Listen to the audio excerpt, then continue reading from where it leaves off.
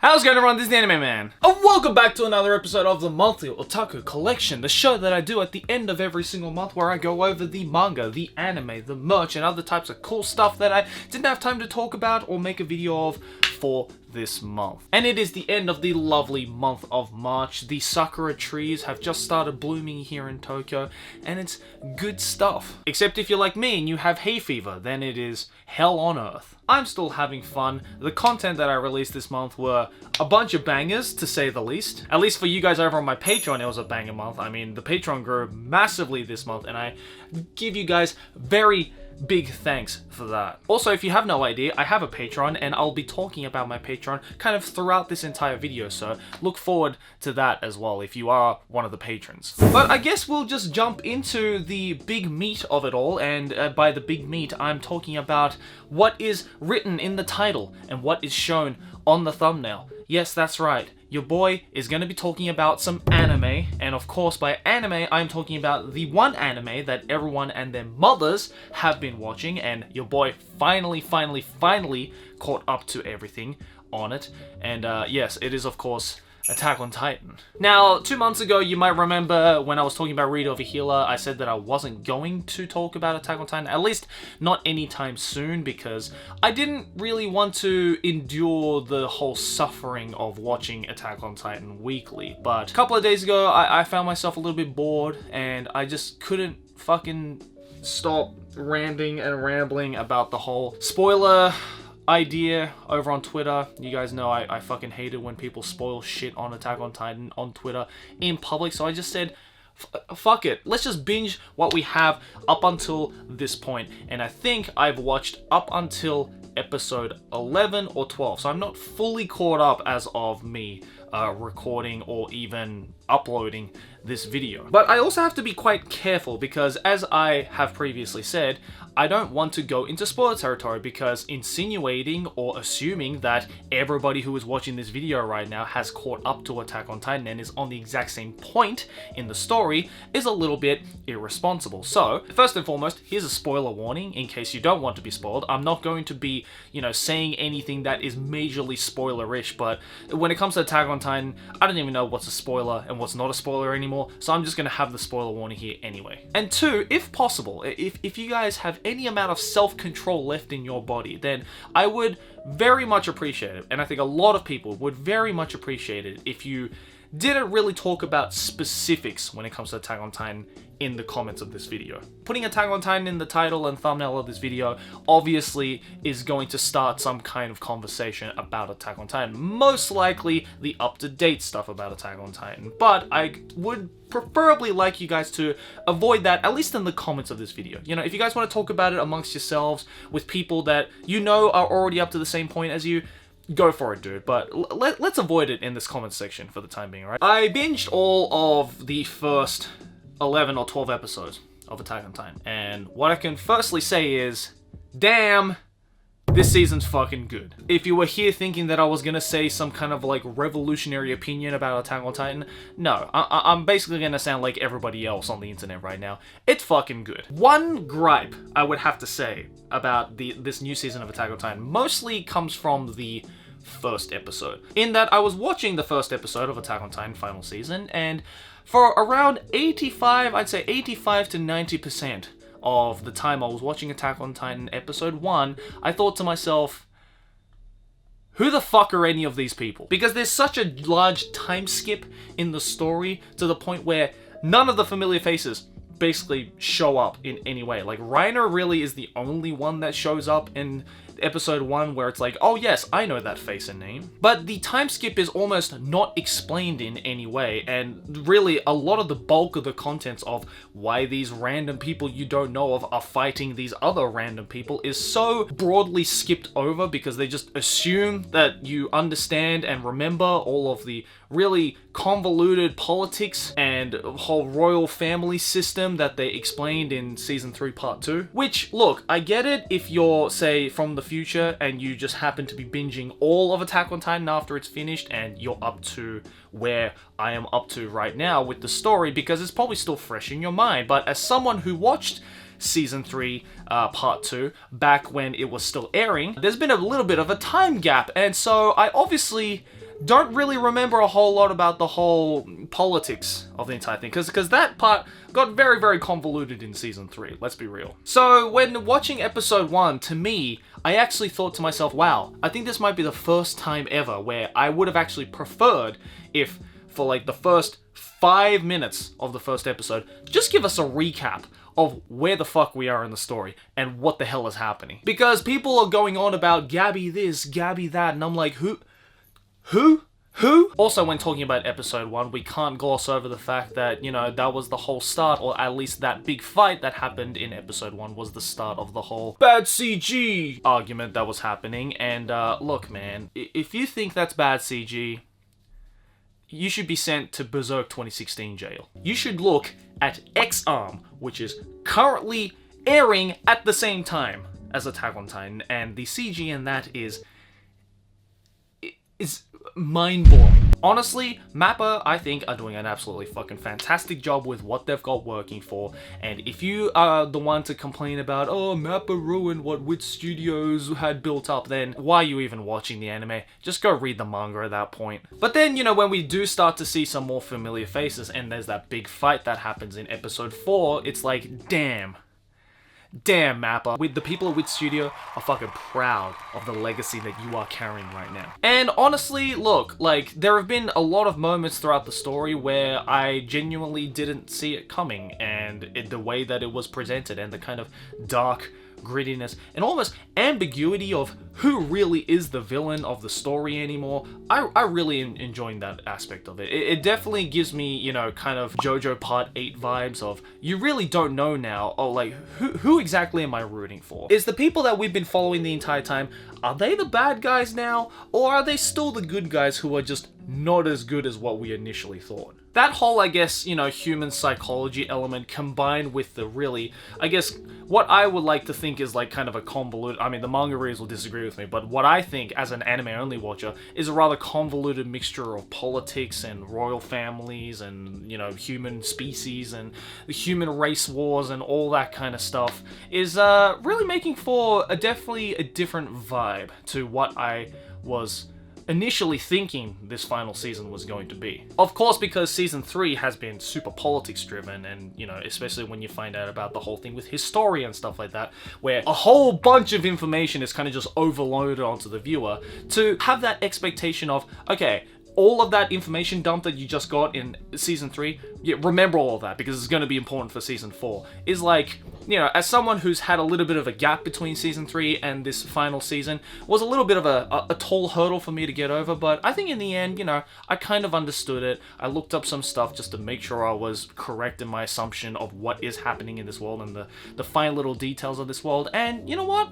I really have no complaints. Honestly, this might be weird coming from someone who is usually very quick to dismiss hype when it comes to currently serializing shows and stuff like that, thinking, you know, oh, it's probably just overhyped, or, you know, oh, it's probably not worth the hype. Honestly, Attack on Titan so far, the final season, has been definitely worth the hype. I can definitely see why it is just monopolizing the anime social media side of things, with just literally everybody just non-stop talking about what is happening in every single episode, because every single episode something does happen, and it's impressive how much they can jam-pack into each episode and make it just seem like it just flew by. Isayama Hajime is doing a fucking fantastic job of tying all the loose strings together to turn it into something that, if you would just watch season 1, you would never expect the story to have gone in this particular direction. And honestly, personally, I'm fucking loving it. So yes, this will be perhaps history in the making. The anime man actually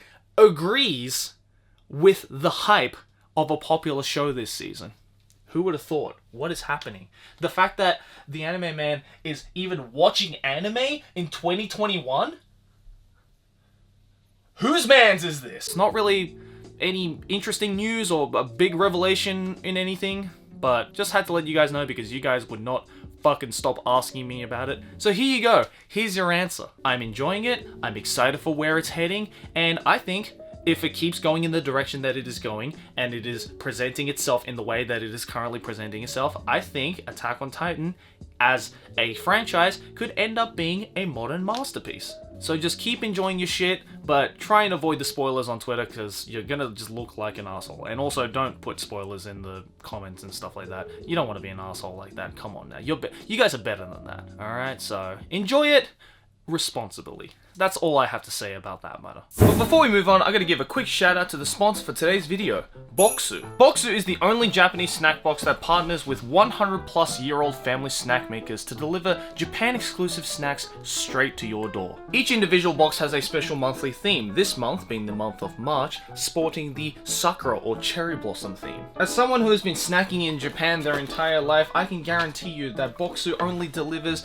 the most top quality snacks at the most affordable prices. My favorite snacks for this month is a tie between the Hokkaido red bean donuts and these edamame senbei because they kind of remind me of the snacks that my grandma used to give to me when I was little. But there's a lot more where that came from, so if you'd like the taste of Japan right at your doorstep, make sure to go check out Boxu. You can get 10% off your own authentic Japanese snack box from Boxu and save $47 using my code AnimeMan10 by clicking the links in the description below. Big thank you to Boxu for sponsoring this video. Back to the show. Alright, up next let's talk about the manga. Now, because I mostly wanted to focus on the Attack on Titan thing, and because I have actually been watching anime this season, I've obviously been reading a lot less manga, but not to say that the quality of manga that I've been reading has gone down. No, in fact, this month I managed to just randomly pick up this first volume of a manga, which I actually just finished reading up until the third volume because I just, after the first volume, I figured to myself, oh my god, this honestly might be a diamond in the rough. The moment I finished volume 1, I went onto Amazon and I bought the next couple of volumes because I just wanted to read the rest of this so goddamn bad. And it's surprising because from what I can see, literally no one is fucking talking about this manga. So I don't know if I'm about to uncover a diamond in the rough when it comes to new manga series, but I am proud to have found this particular manga and I'm excited to talk about it in this video. And it is this one right here. It is called Kuron Generic Romance. And it is done by this creator Mayuzuki-jun, who I believe did the manga for After the Rain. I haven't read After the Rain. I have heard of it. I'm pretty sure it became an anime recently and it's been loved by a lot of people. But basically, this is done by the same creator. The reason why I bought this first volume in particular is because I was weirdly drawn to this cover. I mean, the girl on the cover right here, first of all, is fucking cute.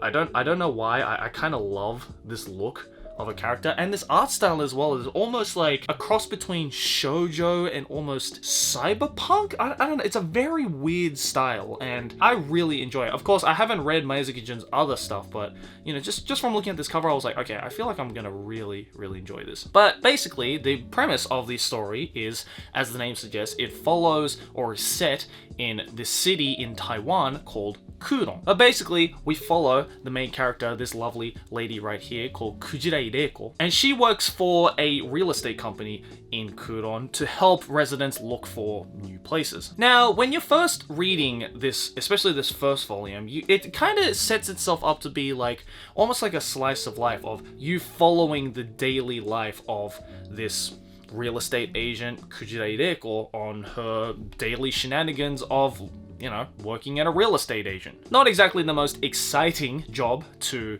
kind of cover in a fictional story like this, so I thought that was like kind of interesting, but quickly you realize, I guess, the importance of why, I guess, Mayuzuki-jun decided to make it based around a real estate agent, and that has to do with the fact that she works with a fellow male employee by the name of Kudo. And the manga sort of sets itself up to be, you know, the shenanigans, the daily shenanigans of Kudo and Kujira kind of going about the usual ways, and it's almost hinted as you gradually read through it. It starts to hint that, oh, Kujira might have a little bit of a crush on Kudo. Spicy work romance right here. Now, look, don't get me wrong, there are a lot of manga series out there that have the whole workplace romance type of theming and setting to it. In fact, I've covered a couple of manga series in past monthly otakus that have the same type of theming, but the biggest difference between the ones that I've already covered and Kuron Generic Romance is the fact that Kuron Generic Romance has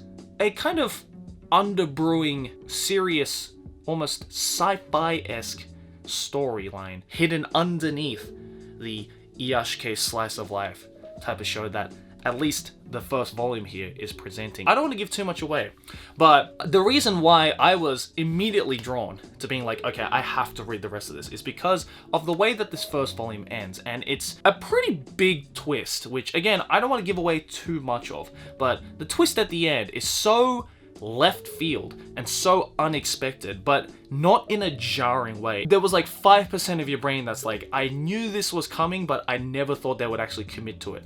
But in this manga, they fully commit to it. It is a fantastic twist that immediately got me hooked onto the show, thinking, oh, this is not just the everyday life of a cute, short-haired Chinese real estate agent. This is the story of romance that kind of exceeds and extends through time and dimensions. And that's the only way I can put it. And all I'm gonna say though, for one thing, the character designs and art, kawaii as fuck. I mean, goddamn, like, I love Kujirai's like kind of character design, and just the way that it's kind of written is almost, it has a lot of like nuance to it, and it has a lot of details that make you think that, oh, there might be a grandiose story behind the scenes, but they just introduce so little amounts of it, just kind of sprinkled throughout the daily life drawings, that you're kind of just like, okay, well, I mean, there might be something there, but I genuinely don't know what the fuck is happening. But I can't stop reading it because Kujirai and Kudo's shenanigans together are just so goddamn adorable. I mentioned on Twitter not too long ago about that feeling of, you know, finding a diamond in the rough in the manga world, and I feel that, honestly, I've read up to volume 3 of this now, and I have a volume 4 that's on the way. I honestly think with how this manga is going, this might be a serious diamond in the rough. And I believe this manga is also getting a couple of manga award nominations as well for this year. So, I mean, good to know that I'm not the only one that thinks this manga so far is fucking amazing and is definitely a good read. So, yeah, if you kind of like your wholesome, like, I guess, like, psychological, it's not so much horror, it's more like thriller type or psychological drama romance shows that is in a really interesting setting with some really interesting character designs, then I definitely recommend this one right here, Kuron Generic Romancer. Go check it out. Alright, up next we have the merch. Now, if you guys follow me over on my Instagram, then you would have probably seen this in the Instagram stories a couple of weeks ago. I managed to go to, or Aki and I were invited to go to this particular showcasing, I don't know what the right word for it is, for this figurine, or I'm not even going to call them figurines because they're not even figurines, for this statue company called Prime One Studios. If you're wondering what Prime One Studios is, then you see that giant Berserk statue right there? That's Prime One Studios. If you want to see the video where Aki bought that for me for my birthday and unboxed it and whatnot, then I'll leave a link to that in the description. But basically, Prime One Studios is this comic, anime, gaming type of statue company that creates these in-fucking-sane statues with insane quality put into them, and I've always loved them ever since I went to one of their galleries back in like 2017. And you know, I said in the Berserk video as well, I was like, I really wanted this like ever since I saw it, and Aki bought it for me for my birthday. But then they kind of got contact with Aki and was like, hey, do you want to like come and check out our gallery since you own one of our figurines? And we were like, hell the fuck yes we do. So we went and I got to see all these amazing statues, and I was like, fuck, I already spent so much money on anime merch. You about to make me act up again, boy. But what was also awesome is that they gave us a whole bunch of cool crap from Prime One Studios, so I wanted to just quickly show that off to you guys in this video. I mean, you got your small stuff, like here's a Prime One Studios calendar right here that has all of the different statues that they create. And by the way, this is what these statues actually look like. Like, these aren't just like pictures. I mean, check out this Casca one from Berserk. I didn't even know they made a Casca statue, but I kind of want one now since I have the Guts statue next to me. But if the big, seriously expensive statues are a little too out of your budget, then the good thing is Prime One also has their own, I guess, little miniature figurine collaboration, or I guess brand that they have called Cutie One. And they gave me a couple of them. Here's Guts from Berserk. I mean, it's kind of cute, like the zipper face, kind of adorable. And I mean, how often can you find like adorable Berserk stuff like that? I mean, this is really cute. I bought the Guts one with my own money, and I also bought Griffith as well with my own money, because of course. And then for free, they gave me the third Berserk one that they had, and of all of them, of all the Berserk things, it's Zod. Like, Zod is such a specific character from Berserk that really only Berserk fans would know of. I mean, if you've never read Berserk, you obviously know Guts and Griffith and stuff like that, right? Like, you've probably seen it in memes. But Zod? You really have to be, like, the fan of the Berserk series to even know what Zod is. Let alone having official merchandise of Zod as well. I mean, like, this is actual, like, official Berserk merchandise suit that is just a collaboration with QT1. So, I mean, it's cool to think that I have official merch of goddamn Zod from Berserk. But yeah, if you think that the statues are a little bit expensive, then you might want to consider getting these QT1s. I think these come at around 4,000, 5,000, yeah, around 40, 50 bucks. So definitely, it's still kind of expensive, let's be real, but definitely on the more affordable side. So I would personally recommend these. So yeah, I just want to give a quick little shout out to the folks over at Prime 1 Studios. They didn't ask me to like promote their shit or anything. They literally just invited us, but I figured, you know what? I love this stuff. I mean, I have one of their statues right here, and I hopefully plan to get at least maybe one more, because there's a couple of ones that I saw at that gallery which I was absolutely frothing over, and I'm really tempted to buy it. And I'll leave the link, by the way, to their website down in the description if you want to get your hands on the QT1 stuff, because I'm pretty sure they sell it online as well. So yeah, here's your free promo for you, QT1 and Prime 1. Thank you for inviting us to your gallery, and keep up the good work. Alright, up next, let's go over the Q&A. Yeah, so if you guys don't know, from the previous months, I've been incorporating these like small little Q&A segments because I don't really do Q&A videos just in general anymore, so I figured this would be the best way to do it. So I am picking up questions from my Twitter, for those of you who tweeted me the questions from the previous month using the hashtag MOC, and it seems like a couple of you guys have actually done so thank you for that. But there's a lot of tweets here, and obviously I can't go through every single one in this video, so here's where the Patreon that I previously mentioned kicks in. If you guys are already a patron, then you might have already seen this, but if you're not following me on my Patreon, patreon.com/theanimeman, by the way, go check it out, then for all patrons of all tiers, I'm going to be doing an extended Q&A at the end of every single month that's going to go up at the same time that this video is going up. So if you're watching this video right now and you're on Patreon, then there is a whole other Patreon exclusive Q&A over on my Patreon, so if you want to go watch that and get your question answered, then go check it out. The questions to the Patreon version have been collected via the Patreon page. Basically, I'm going to be going through like a super extended Q&A every single month over there, and for the YouTube version, obviously because I have a lot of other things to talk about, I'm only going to be answering maybe about 3 or 4 questions. So if you definitely want to get your questions answered by me every single month, or you have like a particular question that might be a little too out of place for a monthly otaku collection, then I suggest going over to my Patreon, which I'll leave down in the description below. Firstly, how much DM you get in 1 week, Twitter and Instagram together, comma. Well, that's a sentence. Well, I don't get any DMs on my Twitter because my Twitter DMs are closed to mutual people I follow, but in terms of Instagram, way too goddamn many. What is your favorite single manga illustration of all time? I probably have to say the final high five between Hanamichi and Dukawa in Slam Dunk. I mean, look at this. You Slam Dunk readers will know how fucking amazing this single panel is. I mean, it just looks fucking cool out of context, but in context, oh my god. Where do you buy secondhand manga? I usually go to places like Book Off, usually, but because, especially nowadays, I've been keeping more up to date with the currently serializing manga, and I want to be on top of that stuff, I just go to a standard bookstore and just pay the full price for it because it's still pretty affordable here in Japan. Would you collab with Tokyo Otaku Mode to launch a high-quality, exclusive, limited edition monthly The Anime Man figurines and merch collection as part of MOC? I don't think that's for me to decide, honestly. That's for Tokyo Otaku Mode to decide, but hey, Tokyo Otaku Mode, you're probably watching this video, hit me up. Alright, I think that's enough of that.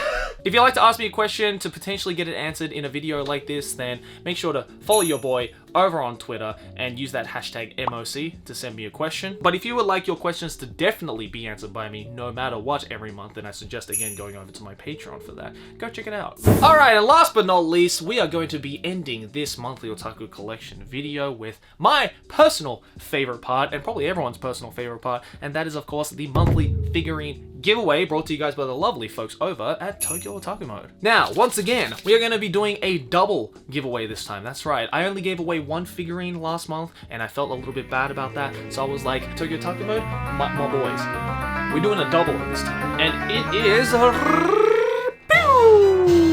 as Evangelion 4.0 has just been released in cinemas here in Japan, and actually by the time you're seeing this video I would have gone to see it already, but As of me recording this video, I haven't gone to see it yet. So to celebrate, I figured we would give away some Evangelion Nendoroids. Yeah, Asuka and Rei. Weirdly enough, you would think that I have these. These just seem like the most obvious merch to have, especially if you're a fan of Eva like I am. But weirdly enough, I actually don't have these either. And I think a lot of people don't have these. Maybe because they're like a little more on the expensive side. I don't know. But they look goddamn great. I mean, if you love your Nendoroids, and I know you guys do, and I know a lot of you guys love your Evangelion, I mean, this is just something that you have to get, right? And luckily for you guys, I'm giving away both of these with both boxes signed by your boy to one lucky viewer watching this video right now. All you have to do to enter the giveaway is really simple. Like the video, subscribe to the channel, and click that link down in the description below to enter the free giveaway. And by the time the entry time limit is up, one lucky viewer will be selected at random to win both of these Nendoroids with the box, again, signed by your boy. It's completely free to enter. You guys have been loving these giveaways. I feel good because I get to give back to you guys for the insane support you guys have been giving me, especially already in 2021. So if you'd like to check that out again, links in the description, and good luck to all the participants. Anyways, guys, that's going to do it for this month's monthly Otaku collection. Thank you once again for joining in until the very end, and especially a big thank you to you lovely patrons out there, but especially to these patrons: Crescentia, Lucy First, Alex Thompson, Sam, Hero Gore, Robodes, Alexander Law, Shinobu is Trash, Colin Breest, Prashant, Vess60, Brown Eye Black Dragon, Austin Clayton, Justin Reed, Cublitz, Seth James, Shloey Bell, and the Anime Outcast. Big thank you to you $50 patrons. And hey, just the fact that the Patreon family has really grown recently, and I hope you guys enjoy the Patreon exclusive Q&A that I have up there right now, so definitely go and check it out after this video. And hey, if you want to get some more bonus material, bonus content, stuff like that is completely off of YouTube, then I suggest going over to my Patreon. It's a great way to support your boy, and it's highly appreciated. But in the meantime, let me know down in the comments below, how was your month of March? What manga did you read? What anime did you watch? What merch did you buy? And I appreciate you guys for watching, and I'll see you in the next one. Like if everybody if you enjoy, subscribe for anime banter, and keep watching anime. Done.